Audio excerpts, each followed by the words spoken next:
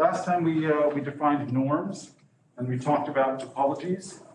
So this time we're going to talk more about norms and topologies, in particular norms all inducing the same topology. So first, a statement to relate norms to the usual topology. Here's a statement that when you first see it, you're like, what does that mean? And then you think about it for a second, and then you see that it actually makes sense. That any norm nu on F, so remember F is R or C, is continuous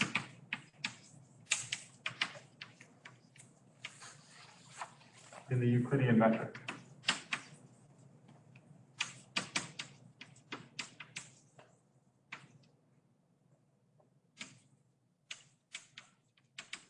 What does that mean?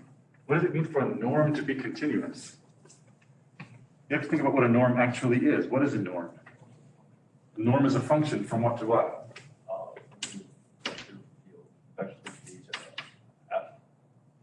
No, it's actually to R plus. It's to R in any case, right? And we know what so I've told you that this is supposed to be any norm on any norm on F. I think that's supposed to say F to D.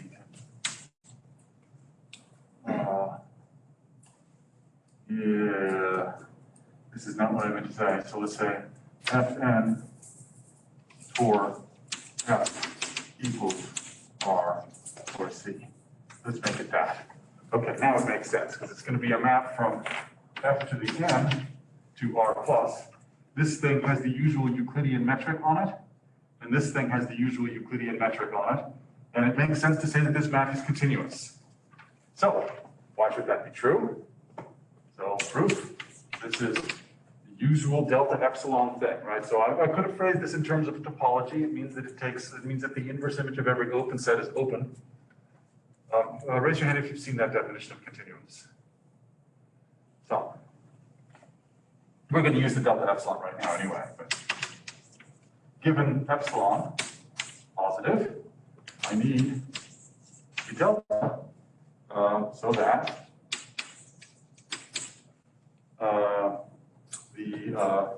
if I look at when the norm of x minus the norm of y, so the distance from the norm of x to the norm of y, the absolute value, is supposed to be less than epsilon whenever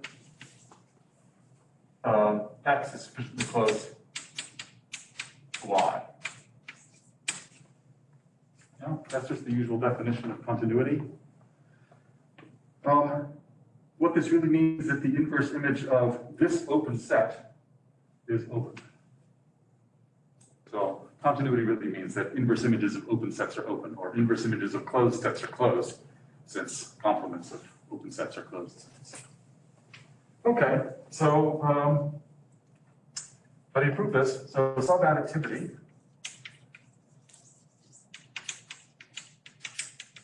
I'll remind you what that is by telling you how I'm going to apply it. That says that the norm of x is less than or equal to the norm of x minus y plus the norm of y. Right, so there are two vectors, x minus y and y, and when I add them, I get x. So that means that the norm of x is less than or equal to the sum of those two norms. That's what subadditivity says. And I want another, I'm going to rewrite the same thing, but with the x's and y's switched. So it's going to be the norm of y is less than or equal to the norm of x minus y, norm of y minus x,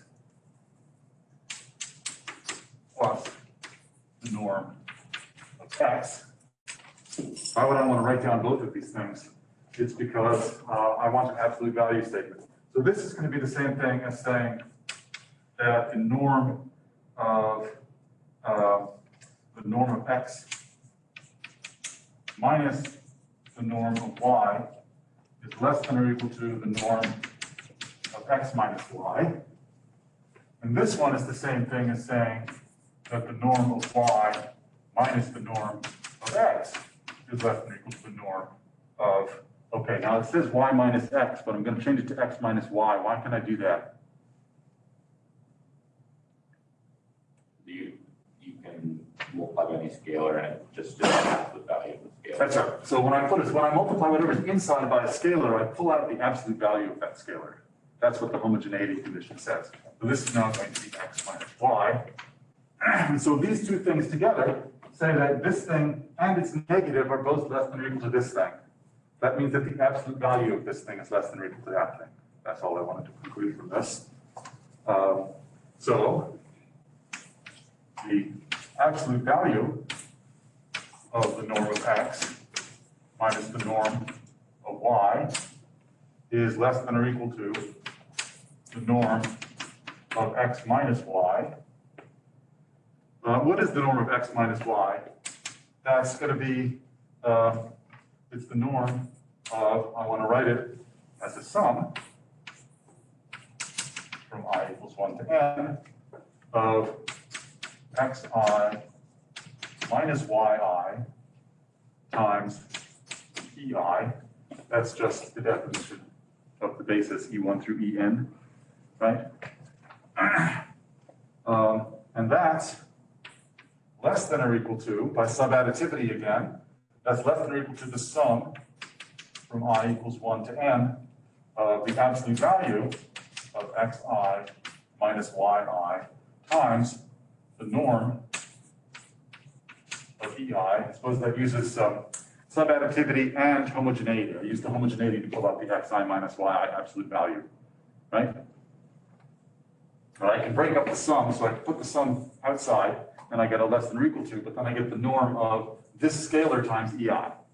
When I pull out the scalar, it gets an absolute value on it. That, I claim, is less than or equal to the norm of x minus y 2 times the norm of v2, where v is going to be, I want it to be the norm of v1 up to the norm of En. So it's just a vector that lists the norms of the standard basis vectors. Why is that true? Why is this inequality true?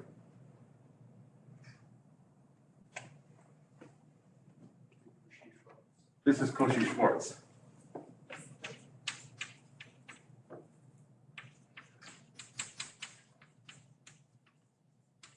Right? This is the dot product of a vector that has xi minus yi absolute value and the vector that has the norms of the ei's, that is v. Right, so here's this vector v. When I take the dot product of that vector with just x minus y, I get essentially this, except that this has absolute values on it. But I'm putting absolute values on these things and squaring them and then taking a square root anyway. So it doesn't matter whether I use x minus y or the vector that has the absolute values of the coordinates of x minus y. It's still the same Cauchy-Schwarz inequality. What's the subscript 2? That means we're using the 2 norm. So this is the usual Euclidean norm. So this is the Euclidean. Right. Okay, so now the last sentence is very short. Let's just pick our delta to be epsilon over the norm, the Euclidean length of this vector. Right, so look at what this says. It says that this thing is less than or equal to this thing. You need delta to be slightly less than. No, Lower. no. Because, oh, is there a less than or equal to? No. I believe there's less than or equal. No, whenever this thing is less than delta, this one's less than epsilon. So if this thing is less than delta, then this thing is less than epsilon. Yeah, I don't need to make it less than that. Is that good? Yeah, you need to make sure there's enough less thans, but there is a less than in the appropriate place that makes this work. Okay, we'll see a consequence of this shortly. It'll come up to prove. Say again? Just to be sure here, on the 1, 2, 3, 4, the fifth line of the second whiteboard, why is that bigger than or equal to the fourth line? This is subadditivity. Subadditivity, all right. Yeah. Plus homogeneity. So subadditivity allows me to move the new into the sum, as long as I put a less than or equal to. And then homogeneity allows me to take the xi minus yi out as long as I put an absolute value on it.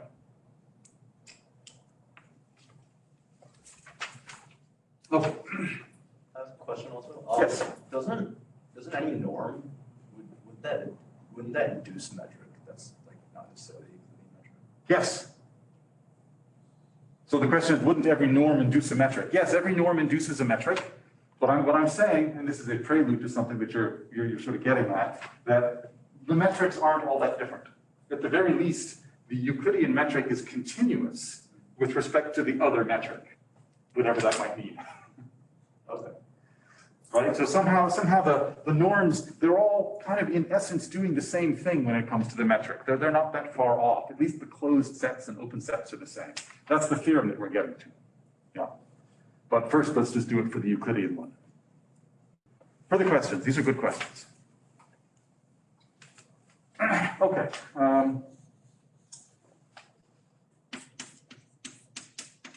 Let's make a definition to make that precise. So norms u and mu on v, this is going to be f to the n again, are, I need to remind myself to fix that.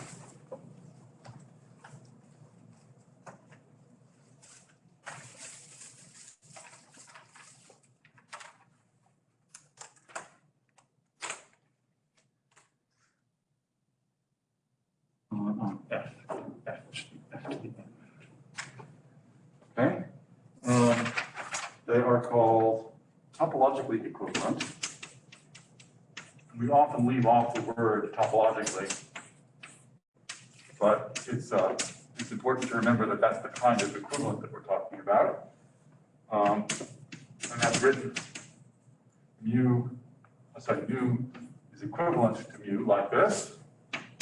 If there are two scalars, two real numbers, in fact, alpha and beta, those are supposed to be non-negative real numbers, sorry, positive real numbers. I don't want zero, actually. With, and here's the key point, I want alpha nu of x is supposed to be less than or equal to mu of x, and that's supposed to be less than or equal to beta nu of x, and that's supposed to be for all x in our vector space V. So what that says is that you can rescale nu by some positive constant so that it becomes less than mu always. And you can also rescale nu by some positive constant so that it becomes bigger than mu always. So it says that these things are kind of nested in some appropriate sense. So the interpretation here.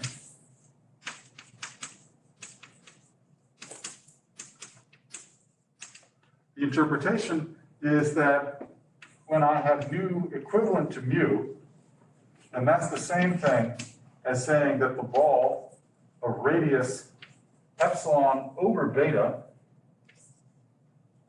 in the nu norm around x is contained in the ball of radius epsilon in the mu norm around x, and that's contained in the ball of radius epsilon over alpha in the nu norm around x, and that's supposed to be for all x in V. So I did switch the beta and the alpha. The beta is over here, and the alpha is over here. That's because I've divided by them. So let me just tell you why, for instance, this one is there, just to explain what the relationship is between this statement and this statement. right? Both of them say you have some kind of nesting. This is the picture that we drew last time with the square around the circle, around the diamond, and so on and so forth. And the point is that, that I can rescale the diamonds, make it bigger so that it contains the circle if I want. Or I can rescale the circle so it's contained inside the diamond, or rescale the circle so it contains the square, and this kind of stuff. As long as I choose the appropriate factors. Is that an equivalence relation? That will be the next lemma. Oh. You win the prize, or you win the prize today. That is literally the next lemma on the page. We'll do an example, but then we'll do that lemma.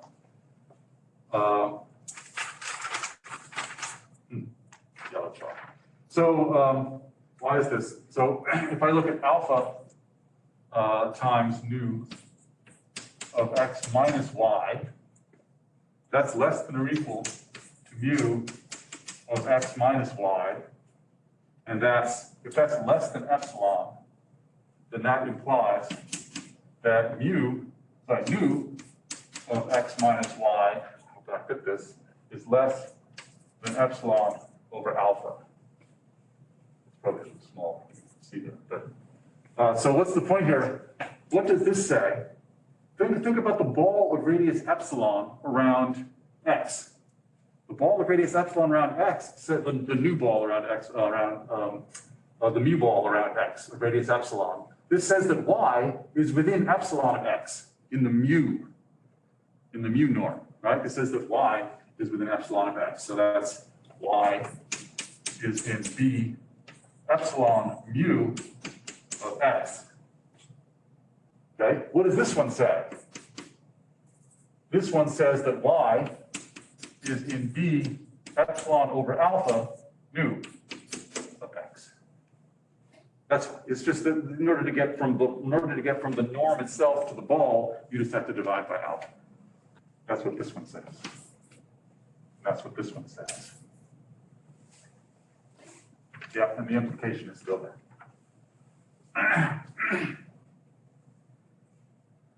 Okay, so what this says is that every epsilon, so if you take, what this really says is that a base for the mu topology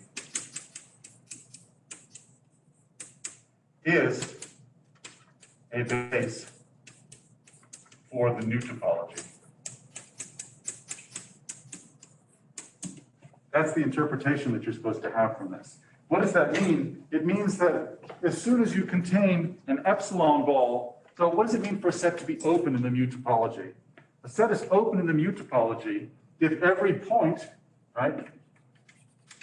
So a set is open in the mu topology if every point has an open mu ball around it, right? And this says that every open mu ball contains an open nu ball. And every open nu ball contains an open mu ball. So the topologies they induce are the same. That's what these things say. So they get the same topology. So this implies same topology. And that's the idea. That's why they're called topologically equivalent. They induce the same topology. I do not have my nice eraser. I don't see a nice eraser, so I will use a substandard eraser, unfortunately, today.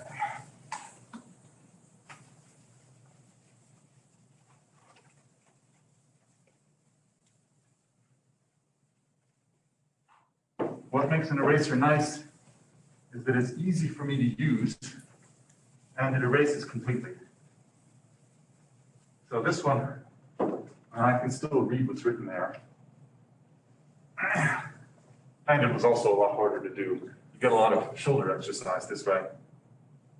So for example, and we've already talked about this, so I won't belabor the point, but the norm, so the 2 norm of x, that's the Euclidean length, is less than or equal to the 1 norm of x. And that is less than or equal to the square root of n is the dimension, times the Euclidean length of x.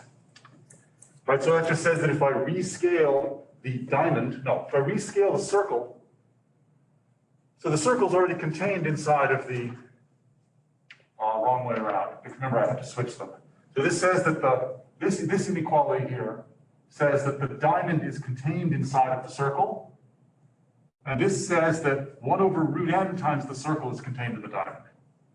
In order to get the circle to be contained in the diamond, it's going to be a sphere, and I have to rescale it by a factor of the square root of n. Yeah. If alpha and beta were replaced by functions of x that say were positive, Yeah. then wouldn't it also be true that they have the same topology? Like there's a ball inside every ball, it just wouldn't be uniform, like there wouldn't be a uniform. Sure. Yes, I think that would be true. So there are things with the same topology that this is not an infinite. Well, it turns out that the theorem is going to be that all norms are equivalent in this sense. So there's no point in defining the weaker version. Okay, there you go. Right. Right, that's the theorem we're getting to, is that all norms are equivalent. So that's 1, 2, we have the 1 over root n norm of x. So now we're going to take the Euclidean norm of x, and that's going to be less than or equal to the infinity norm of x, which is less than or equal to the Euclidean norm of x again. This is the same thing, but with the square instead of the diamond. And in this case, the square already contains the circle, but it has to be rescaled in order to be contained in the circle.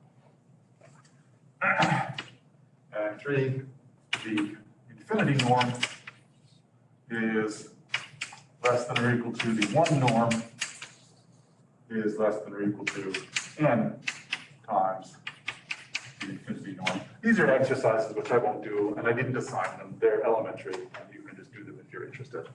It's all about how you rescale diamonds and squares to be contained in circles and this sort of stuff, or spheres in more generality. So here's the promised lemma, which is that this equivalence is an equivalence.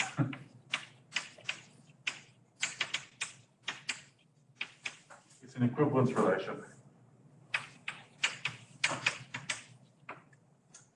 And the proof is it's elementary, so you have to check that it's symmetric. Right, so if you have how did I write it? If nu is equivalent to mu, then mu is equivalent to nu. Anyone see how to do that instantly?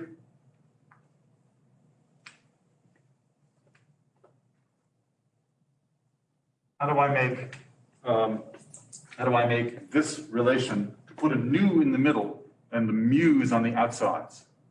1 over beta, 1 over alpha. Yeah, just invert those things. Right, so 1 over beta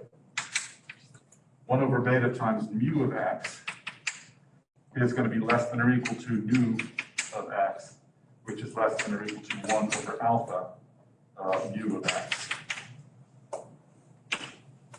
Transitive? I'm going to leave that as an exercise. Again, I didn't assign it. It's one of those things, if you want to check it, just check it. It's not hard.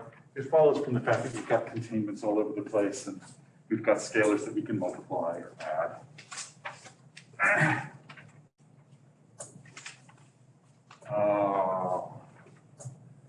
I need this to be on the board.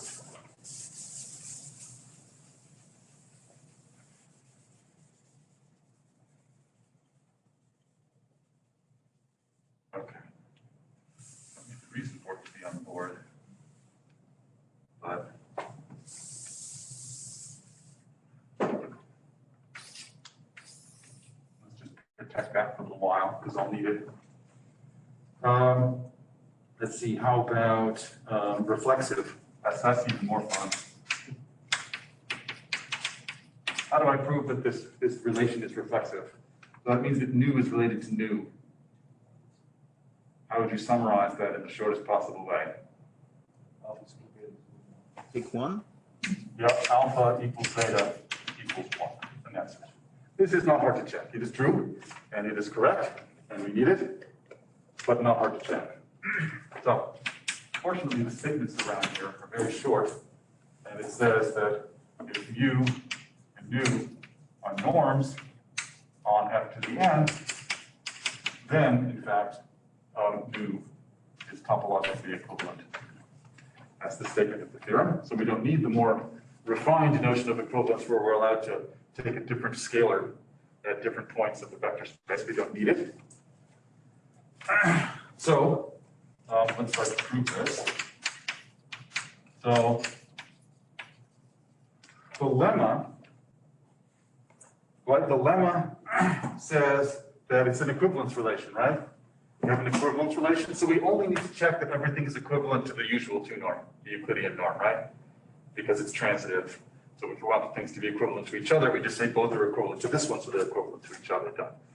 Okay, so we only need to check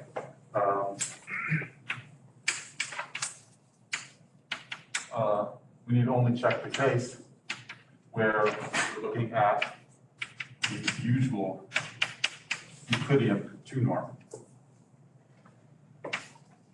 So we need to prove this. And I claim when we're proving this, it's enough to assume that x is not 0. If x is 0, this is always true. Why is that? Because the distance is 0. Well, the norm, if you like, the norm of 0 is 0 always. So we can assume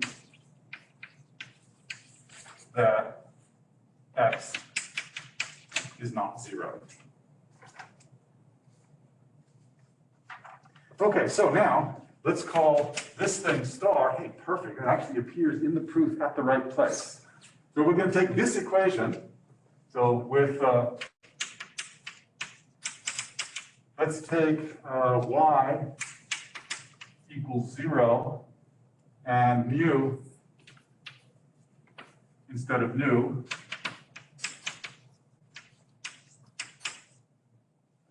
What does that give? Just read it. It says that mu of x, right, because this is now 0. So it says mu of x is less than or equal to the Euclidean length of x times the Euclidean length of v, where v now has mu's instead of nu's. Right?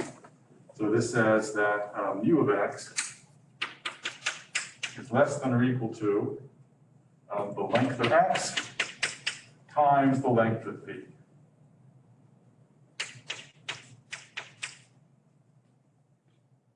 And what is v, by the way?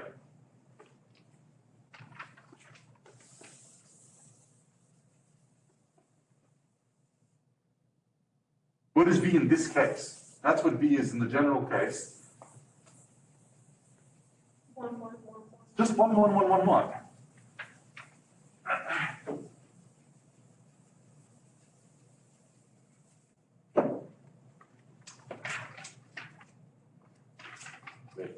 Oh, wait a minute. No, that's for mu's.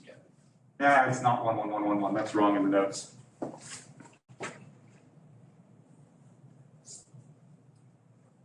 It'd be 1s if it was nu we're looking at, but it's not. It's mu. So it's just some vector.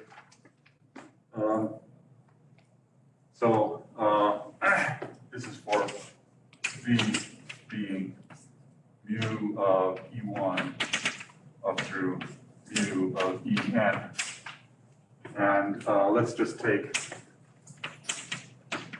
beta to be 1 over the length of that thing, whatever it is. So 1 over the 2 norm of whatever that might be. It's something. It's non-zero. We can do that.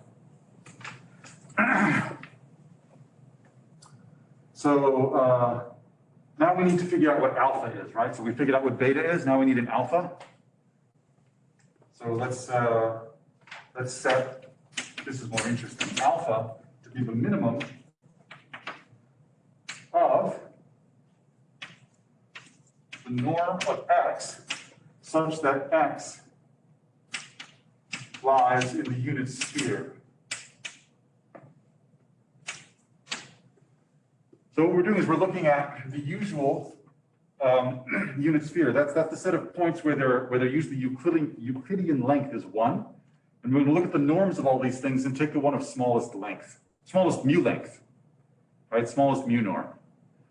How do I know that such a thing exists?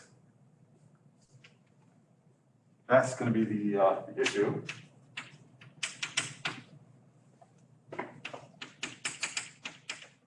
Which exists by the proposition Remember, the proposition was that mu is continuous in the Euclidean metric. So what do we get from that? We get that the sphere S n minus 1 is closed and bounded.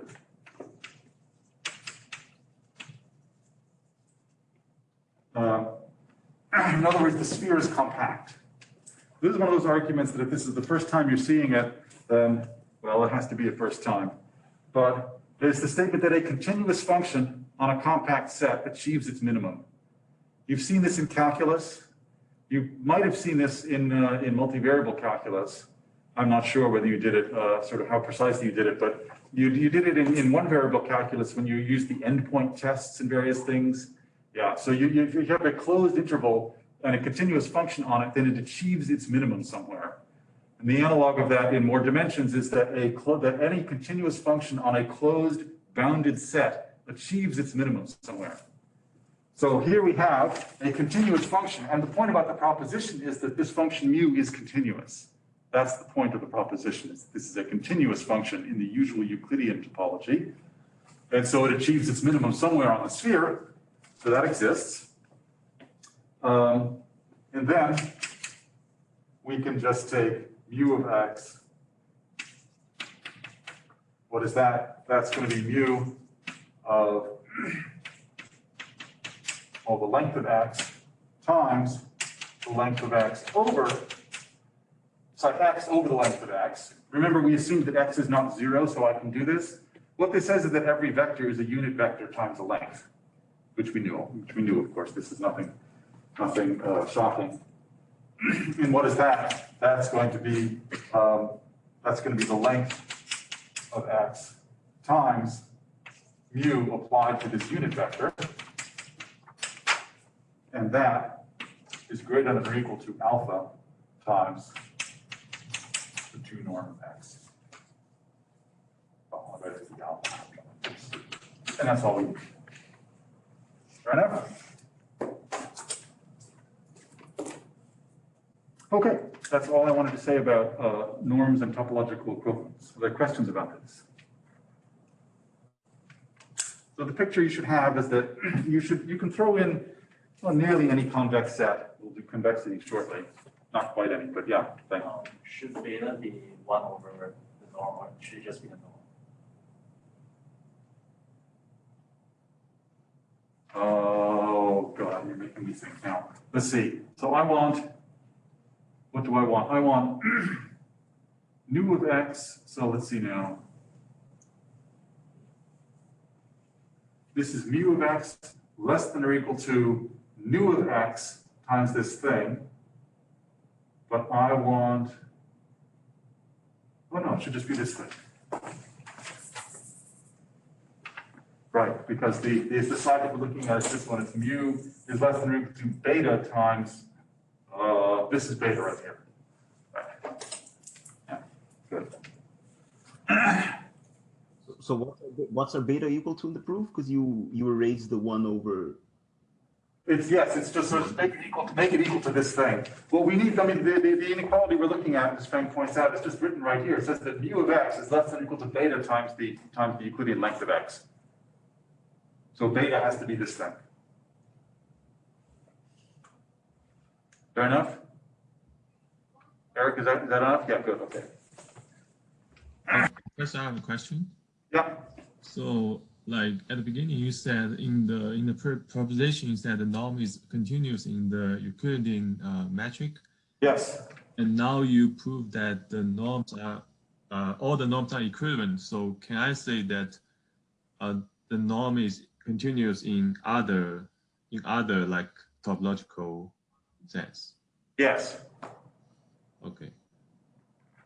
Yeah, because the notion of open set is the same.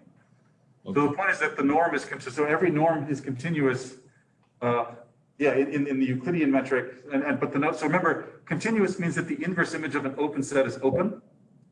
And so what we're saying is that the notion of open is the same for all of these norms. So the corollary is that every norm is continuous in the topology of any other norm. But it's a trivial statement now because the topologies are the same. Yeah, yes. I got it. Thank you. Good. Shall we do some convexity? Raise your hand if you know what a convex set is. Ooh, like 1.5, 2, 3, maybe. Okay. Where are we? That we just finished over here. Suppose I can tell because this board is the clean one. Okay.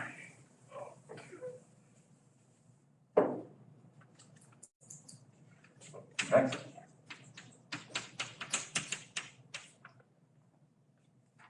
So let's fix an R vector space. So we're looking at real vector spaces now. Let's call it V.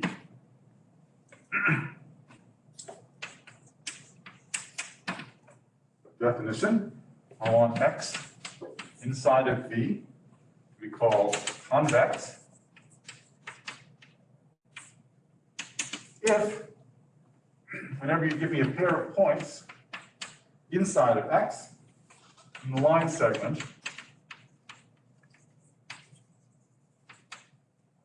between V and W is still contained in X. So the example is this. If this is our X, and remember we do mean that we have to fill it like this, right? I'm not talking about just the circle or, sorry, just the egg-shaped curve, but I'm talking about the whole region in here. So if you give me a point here and a point here, then that line segment is still contained in there. And the typical non-convex thing is going to be this horseshoe shape, like, I suppose that's kind of a neck pillow or something like that, right? That's now our X, and now if I take a point here, and that line segment exits X and re-enters X. So this is not convex. That's convex. That's not convex.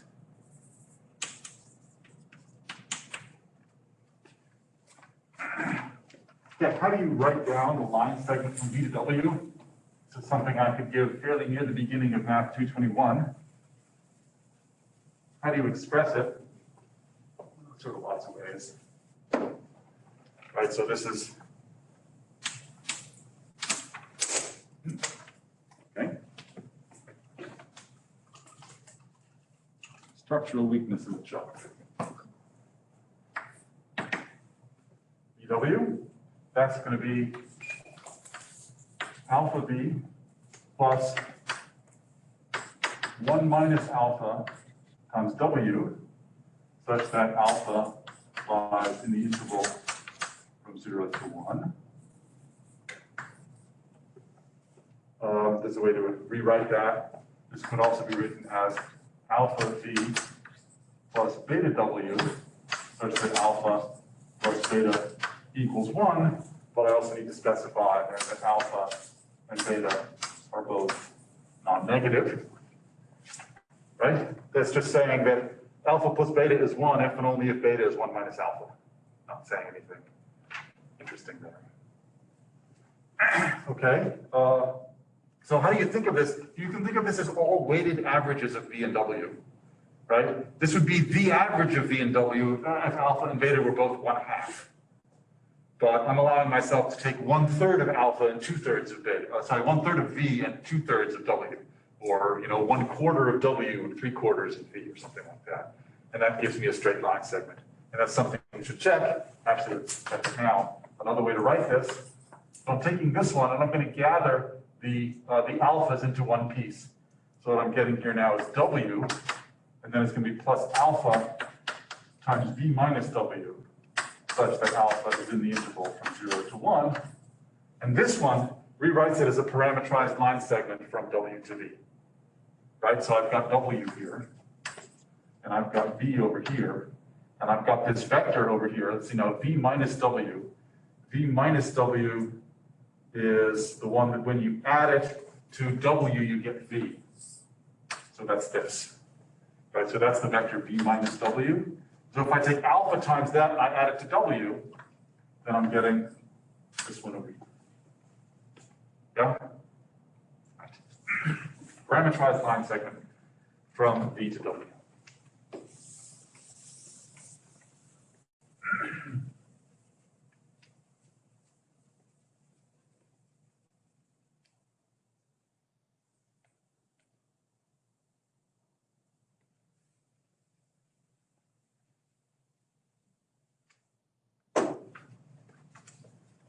Okay, how about examples?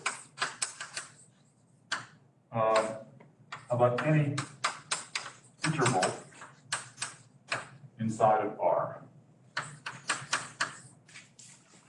So that would be something of the form closed interval AB, or a half open interval from A to B, or open interval AB, or the other half open interval closed on the left, open on the right. These things are all convex. Everyone agree with that? If I take any 2 points in one of these intervals, of course, if it's this one, then for instance, I can't use B being, I can't use B as a point in there, but it doesn't matter. So I take something that's bigger than, like greater than or equal to A, but less than B. Another thing, 2 things there, then everything that's between them is clearly between A and B. Proving that rigorously is, I mean, write down whatever proof you feel is rigorous, but it's one of those things I'm going to take as true. Depends on, you know, using the fact that the real numbers is totally ordered, right? We get the fact that real numbers are totally ordered. So I don't know if you've taken a course in which you actually define the real numbers. That's why I'm not going to try to write down a rigorous proof of this. Anyone here? Raise your hand if you have seen a rigorous definition of the real numbers. What course did you see it in? Analysis? Yeah? William, analysis? William? Yeah, okay. Let's see. So what properties does convexity have?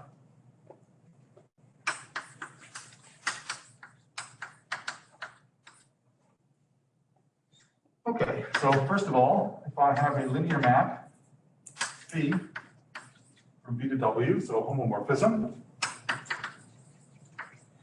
then I claim that phi of a convex set is convex. The image of every convex set is convex. Why is that true? There's a sort of a one-line reason why that's true. So if I take 2 points in the image, right, so I've got this picture here. Right, I'm going to do this, do that, so I'm getting this out of it, right? So if I take 2 points in the image, well, then they're points in the image, right? That means that if I had, say, these 2 here, and they were the images of 2 things up here, right? And the point is that the straight line segment that goes between those maps to the straight line segment between those. It's because it's linear, it takes lines to lines. So the proof is very short. The proof is just that phi of the line segment between B and W is the line segment between P of B and B of W. It's just because B is linear. Professor, Yeah. I have a quick question that might be a little digressive, so I hope it's easy to see what I'm going for here. But so you drew the horseshoe there that's not convex, but we also earlier proved that topologies are equivalent. So is it always possible for you to build some sort of change of basis to make a non-convex but closed set convex? Convex is not a topological notion. It's a linear notion. So knowing about open sets doesn't tell me about convexity. I have to know what lines are. Mm-hmm. And so, I mean, there's certainly, I mean, I don't know how to say this. I mean, you can do complex analytic transformations that take this guy to this guy, right? Yeah. But complex analytic also doesn't, quote unquote, really know about lines. It kind of does know about lines, but it does, it's not a linear thing. So these two sets are equivalent in many kinds of notions. They are topologically, topology can't tell the difference between this set and this set. Right? Because when if I take this set to this set by some topological thing, then it's going to take this arc to an arc that looks like this. I Right? see. And like topology, all topology knows is that this arc started inside of the set, went outside of the set once, and then re-entered it once and went to another point in the set. So, I mean, that's true here too. This is no longer a straight line, but topology doesn't know from straight lines. Yeah, good.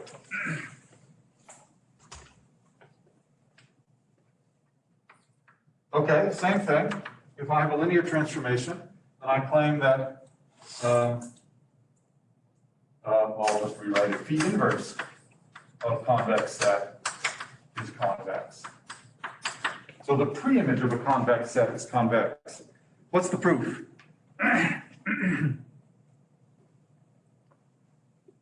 It's the same, right? Because if I had 2 points in the pre-image, then the line segment between them maps to the line segment that I started with in downstairs, right? So if I had 2 points up here, then the line segment here maps out to the line segment there. Therefore, this line segment is contained in the pre-image of that line segment, and therefore it's contained in the pre-image of the whole thing. It's like the proof is exactly the same. So proof is the same. Yeah, so images and pre-images of convex sets are convex. Okay, how about X is convex? Implies that when I translate it, I get a convex set. So A plus X is convex for all A in X. Why is that? I could write down the proof, but it's easier just to say what the proof is out loud. Anyone want to tell me the proof out loud? You can just translate all the lines in X convex and you're all still going to be in A plus X. Yeah, so the translate of a line segment between 2 points is the line segment between the translates of those 2 points. Right. And a line segment's translate is the point. Right. It's sort of not worth writing. I mean, it's written down in the notes if you want to see it in all of its detail, but translates of line segments are line segments. That's the reason why. Okay. How about if I have a family, any family, of convex sets, then I claim that the intersection of all these sets is also convex.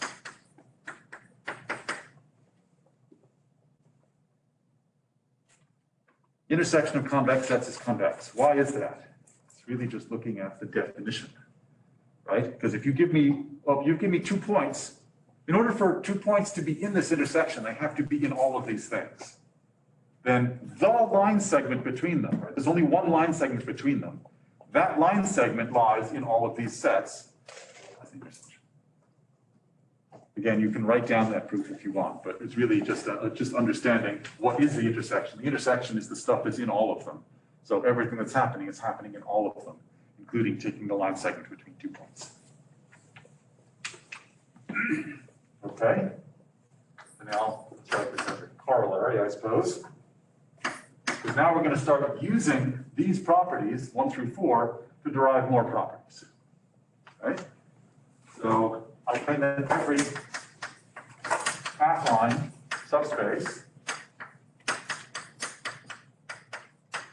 is convex. Proof?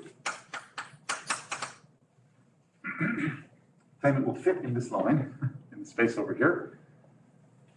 Which items do you use to prove this? If you just use the third property, that's it. So it's going to be 3.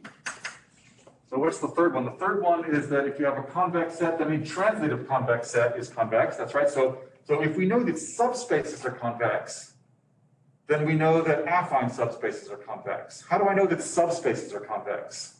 Property 1. You can use property 1. So with what example? So you can say property one, but how are we going to use property one just to say? Because every subspace is the image of a linear transformation. Which linear transformation? This is kind of, it's a little bit mean. It's just the inclusion, right? A subspace is itself a vector space.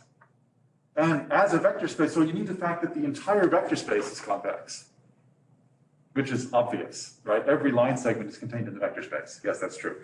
And then you use the fact that the inclusion takes that convex set into a convex set. You could also use number two, by the way. How would you use number two?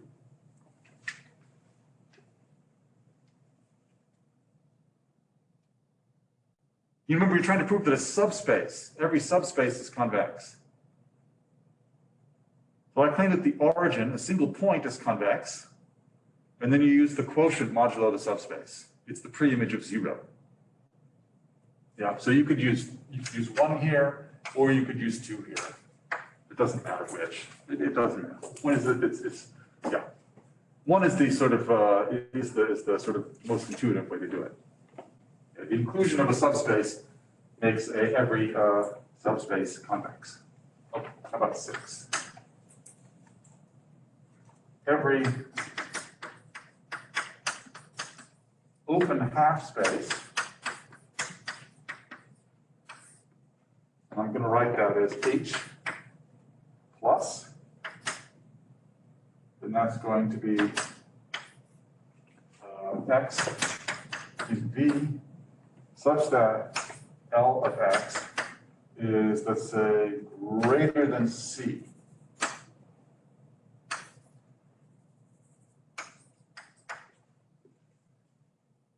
Okay, so this is the set of points which are on which some linear function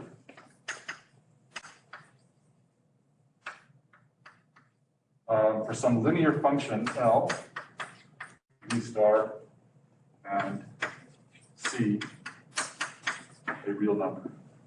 So what are we doing? We're looking at our vector space here, and we're going to say that there's going to be some linear function, right? So we're going to look at this. There's going to be some linear function like this. So L looks like this, and this line here is L equals C, right? And this is the positive side over there. So L is going up in this direction, and it's C on this hyperplane. And so now we're looking at everything that's where the linear function is above, is at least C. What do you mean by V star? I mean the dual. So that's the dual. So linear functions from V. So that's going to be, that's the dual of V, which is the half of V to pi. Right? So we're just looking at linear functions. Oh, I'm sorry. I want it to be dotted there. So this needs to be not included in the boundary because this is an open half space, right? I wrote a greater than C there. So I wanted to not include the boundary. If I did want it to include the boundary, first of all, I could also do this. Let me see. I could put a minus there instead. If I put a minus there, then I'd get this stuff.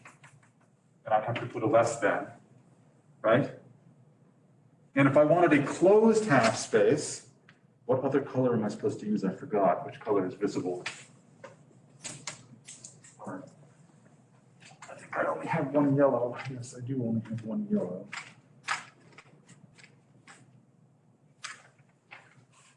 So what do I do if I want closed? And I put a bar over it, and I put equals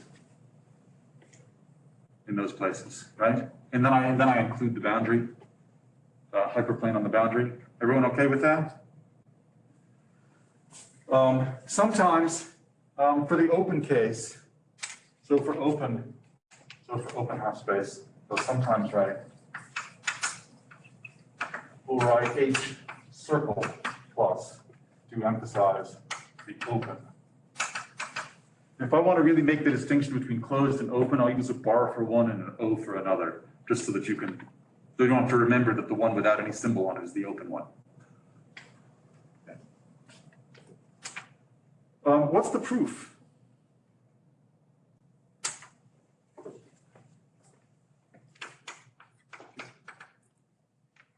Isn't it just two? What is 2? 2 says that phi, so 2 applied to what?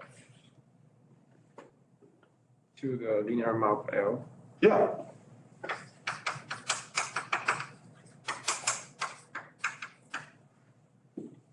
Right, L is a linear map.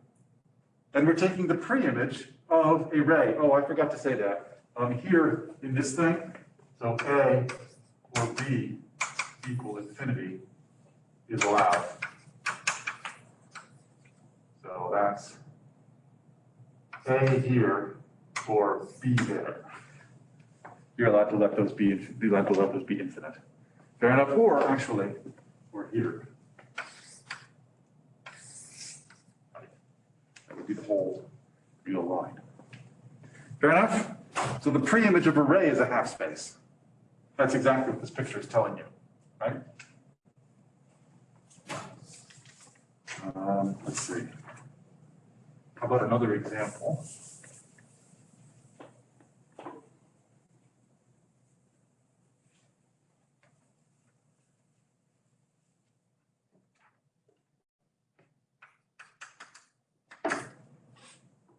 So the standard n-1 simplex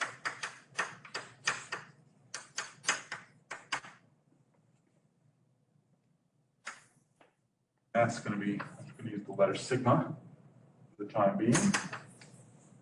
That's going to be all points in R to the n whose coordinates are non-negative. And the coordinate sum is 1. Okay, so so that is convex. So in R2, right, so this is n equals 2. That's going to be E1.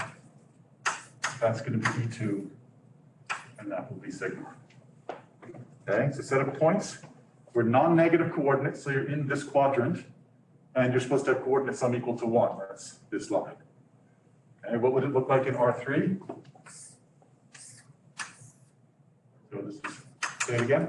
A ramp. What? A ramp. A ramp, but what shape ramp? Triangular. Yeah, that's what I'm looking for. It's triangular. Let's see now. That's foreshortened more, so that should be behind this one. So like this. Ooh, that's going to be bad. Actually, it won't be that bad. Here we go. Let's do it like that. This, this, and then. Okay. Okay. So that's E1, 2, E3. Like this. Okay. So we need to prove that.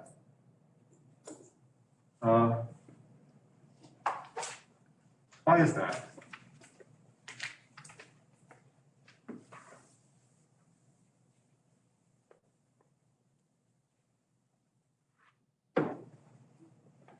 So what kind of, how did I get this triangle? What is it? How is it expressed in terms of more elementary kinds of objects?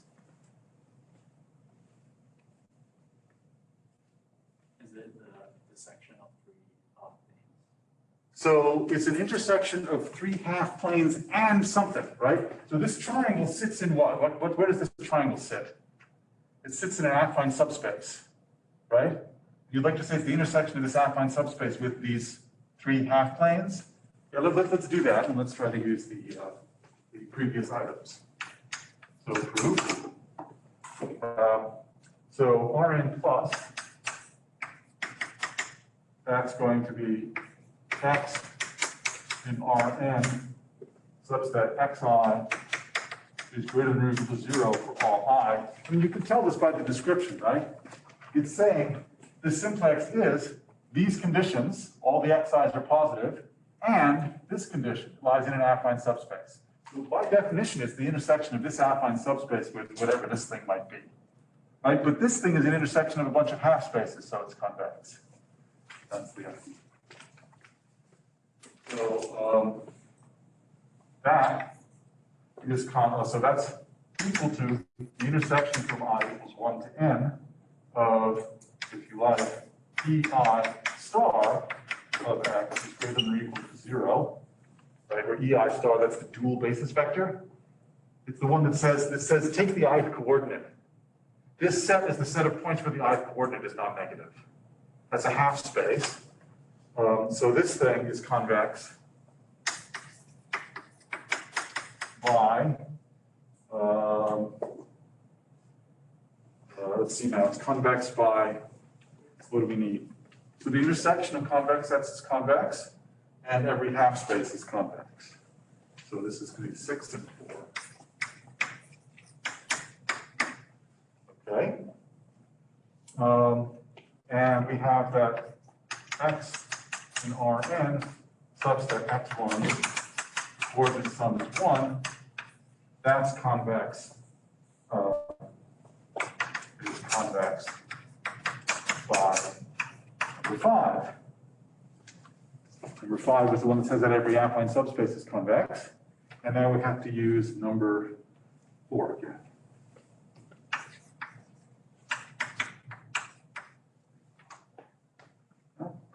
This is pleasant. Let's see. How about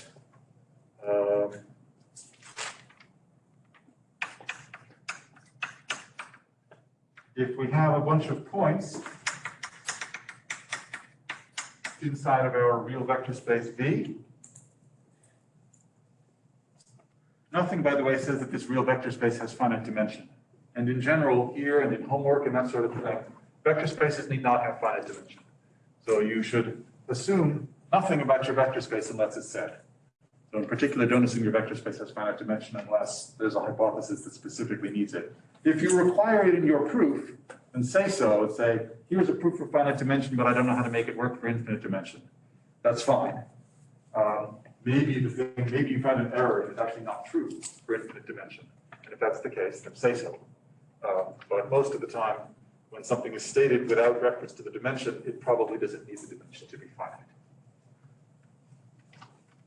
The point here somehow is that there's only finitely many points, so you're only using finitely many dimensions in V anyway. But so if you give me finitely many points, then first of all, if I take P to be the set of weighted averages, alpha 1 x1 plus alpha n xn, such that alpha I is non-negative for all I, and the sum is 1, alpha 1 plus alpha n is 1, I claim that that's convex.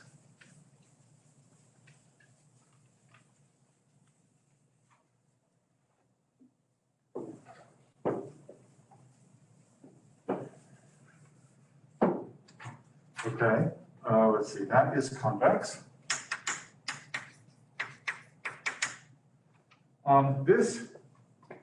This kind of gadget over here, that is called a, I forgot, that's called a convex combination.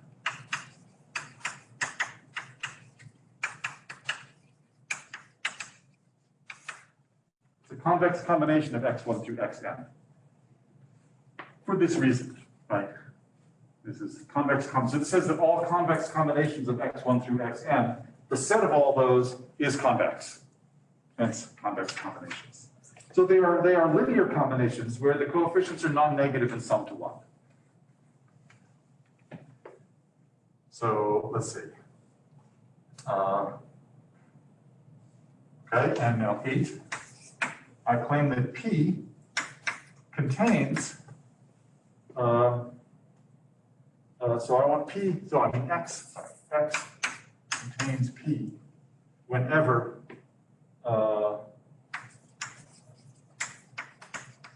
whenever X contains X1 up to Xn and X is convex. So that means that P is the smallest convex set containing X1 through Xn. So I said P is convex, and furthermore, every other convex set that contains X1 through Xn contains P. So there's a unique smallest convex set containing X1 through Xn, and that's P. So we're going to give that a name. We're going to call that the convex hull.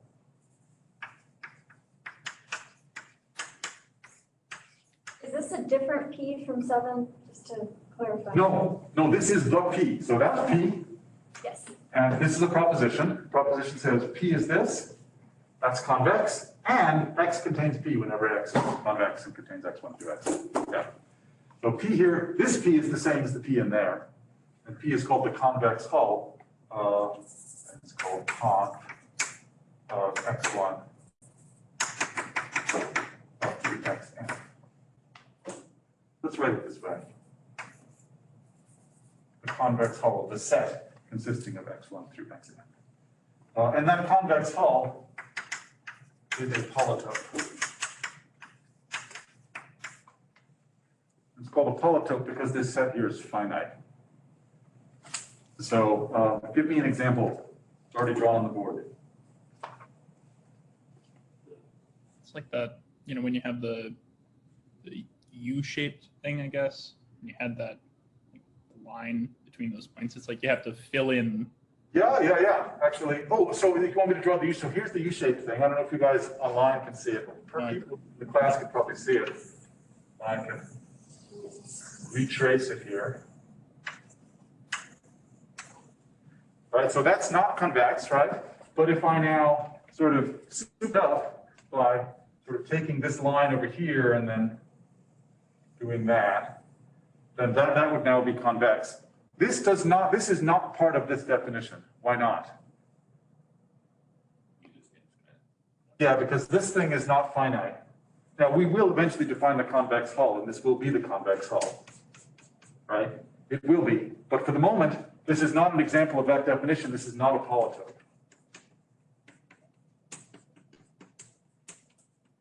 This, however, is a polytope. That's a polytope. This is also a polytope because it's the same. It's just the example I mentioned too. Right? So other examples of polytopes, the things that you used to call polyhedra when you were a kid are called polytopes. You know, like the tetrahedron. Well, that is a tetrahedron actually. And the cube and the dodecahedron, all of your dice. Okay, that's a polytope. Now we need to prove this. We don't need to prove the definition, we need to prove the proposition. So we have to prove that this set is convex and that every convex set containing the points contains P. Okay, so how do you think you should prove 7? Where is there an expression on the board that looks similar to this? 6. Where's 6? 6 says about open half spaces. What's the relationship between open half spaces and this convex hull? Oh, not 6, the example over here. Yeah, so this example says that, okay, so how do you relate this thing to that thing?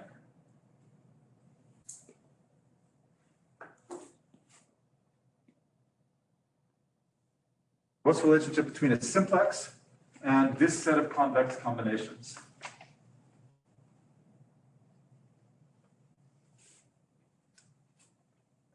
This might be way off, but does it have to do with like complement or? No, there's no complementation. See, this thing is taking all, what is this? This is really all of the convex combinations of the standard basis vectors, right? And that's all convex combinations of arbitrary points. So how do I make standard basis vectors into arbitrary points? Take a linear combination. Take a linear map, right? So that's the whole point. So the proof, so for 7, what we do is we say that P is just phi of sigma. For phi, it's going to map Rn to V. Remember, V is arbitrary, I don't care though, and it's going to take EI to XI. And now let's use 1. The image of a linear transfer, the image of a convex set under a linear map is convex. So you just say every polytope is a projection of a simplex. That's what we're saying. Polytope is a projection of a simplex. Okay, how about 8? For 8, let's use induction on N.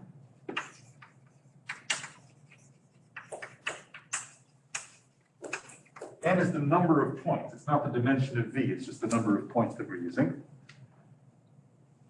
So I claim this is trivial if N is 1.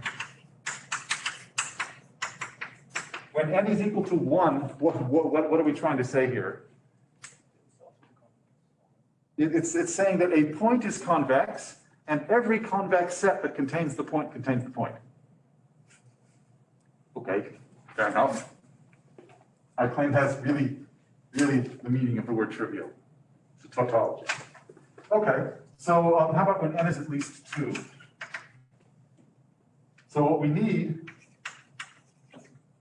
is that, so what do we have? We have our X, we have our X, this is going to be our convex set, and it's going to contain X1 through Xn. Wrong X's here. Okay, so I have our X, it's convex, and it contains these points X1 through Xn. And I need that every convex combination of these lies in X. But because P is the set of all convex combinations of these. So if I take some arbitrary convex combination of these, I need it to lie in X. That's what I need, right? So I need that alpha 1 X1 plus alpha n Xn lies in X where this, right? All the alphas are non-negative and this sum is 1. Okay.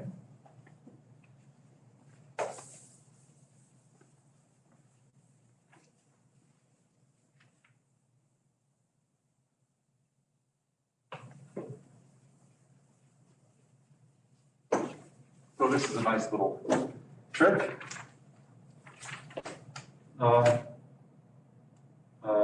Let me assume that alpha n is not equal to 1. Why can I do that? What would happen if alpha n is equal to 1? All others are 0. All the other ones are 0, and what would this be? It would just be xn. And then the statement is trivial, it's just xn is in X, which is true. Right? So I can assume that alpha n is not equal to 1. That's good. So then,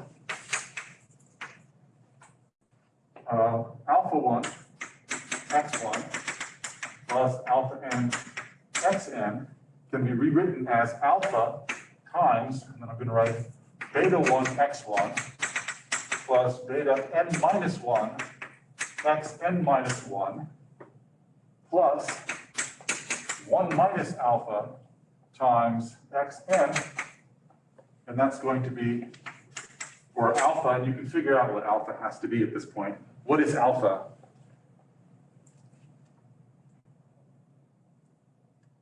All right, so alpha n is supposed to be 1 minus alpha.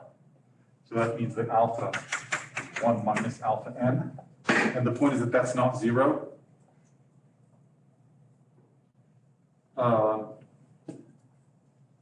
And what is that? That's the same as alpha 1 plus dot dot dot plus alpha n minus 1. So the point is that I'm rescaling these things. Yeah? So what's going on here? What is this? Oh, I didn't tell you what beta was. And beta is supposed to be alpha I over alpha, for I equals 1 up to n minus 1. So the point is that this is now a convex combination of x1 up through xn minus 1. Yeah? So the whole point is that the sum of these betas is 1. Right? So this lies in X by induction. So now what we have is a convex combination that's alpha times something in x plus 1 minus alpha times something else in x. So we're done.